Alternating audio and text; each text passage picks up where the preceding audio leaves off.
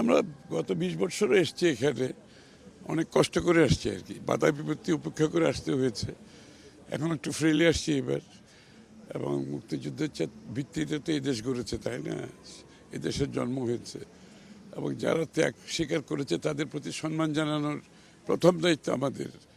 যে কোনো দায়িত্ব নেওয়ার পর আমরা মনে করি এটা আমাদের প্রথম দায়িত্ব, যে মানুষগুলো এই দেশের জন্য জীবন দিয়ে গেছে, যাদের জীবনের বিনিময়ে এই দেশে জন্ম হয়েছে, তাদের প্রতি প্রথম শ্রদ্ধাবোধ থাকতে হবে। তো এই কারণেই আমরা বারবার আসি এখানে, যখনই কোনো এরকম কোনো ওকেশন হয় যেখানে তাদেরকে স্মরণ করি। আজকেও সেভাবে এসছি, এবং আমরা মনে করি যে দেশের মানুষের দেশপ্রেম থাকবে না এবং জাতির গর্বিত সন্তানদের সম্মান জানাতে পারবেন না, তো সেই দেশটা সামনে এগিয়ে যাওয়ার কোনো সুযোগ নেই।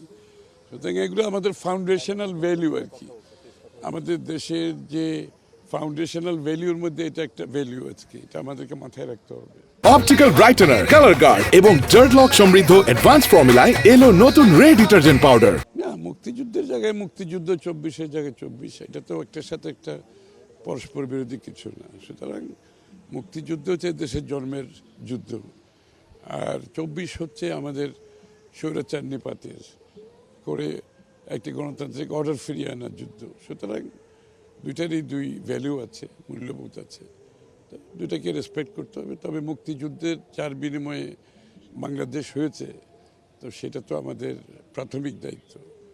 দেশ হওয়ার পরে অনেক সমস্যা আমরা অতিক্রম করেছি, অনেকগুলো প্রতিবাদ হয়েছে, বিপ্লব হয়েছে, আন্দোলন হয়েছে, মানুষ জীবন দিয়েছে, সবাইকে মাথায় রাখতে হবে, কাউকে তো বাদ দেওয়া যাবে না। এখানে যারাই দেশের জন্য জীবন দিয়েছে, জনগণের জন্য জীবন দিয়েছে, বাংলাদেশের স্বাধীনতার জন্য দিয়েছে, গণতন্ত্রের জন্য যারা আপসহীনভাবে লড়েছে, তার মধ্যে বিএনপি হচ্ছে অন্যতম।